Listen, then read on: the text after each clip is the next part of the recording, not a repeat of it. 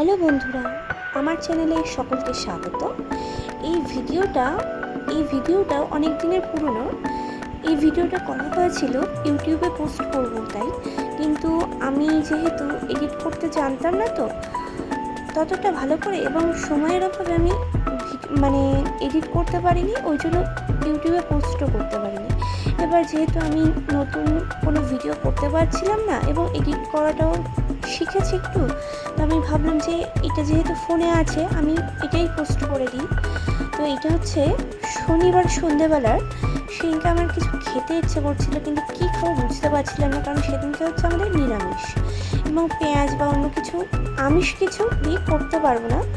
তো আমি ভাবলাম যে বাড়িতে ছোলা ভিজানো আছে, তা ছোলা সিদ্ধ করলাম আর এদিকে আলু সিদ্ধ করে নিলাম।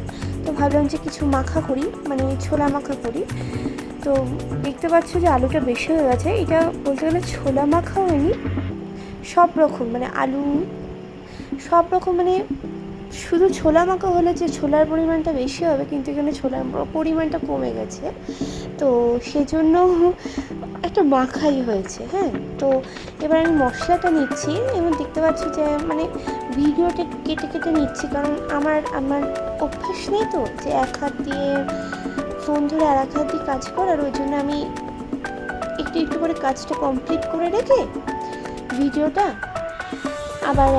আবার ভিডিও চালু করছি। তো এবার লেবুটা দিয়ে নিলাম, সব মশলা দিয়ে লেবু দিয়ে আবার মিক্সড করে নেব। মিক্সড করে খেতে ভালো হয়েছিল, বাড়ির সবাই খেয়েছিলাম, শুধু প্রবলেমটা হচ্ছে একটু আলুটা বেশি হয়ে গেছিলো, বাট খেতে ভালো হয়েছিল। আর আলু খেতে তো সবাই ভালোবাসি আমরা, তো অতটা প্রবলেম নেই। একটু একটা মাখাই হয়েছিল। এবার দেখতে পাচ্ছ যে কাঁচি দিয়ে লঙ্কা কুচিয়ে নিলাম, নিয়ে আবার মিশিয়ে নিলাম। ফাইনাল লুকটা দেখতে পারবে, ভালো হয়েছে, খেতে খারাপ হয়নি।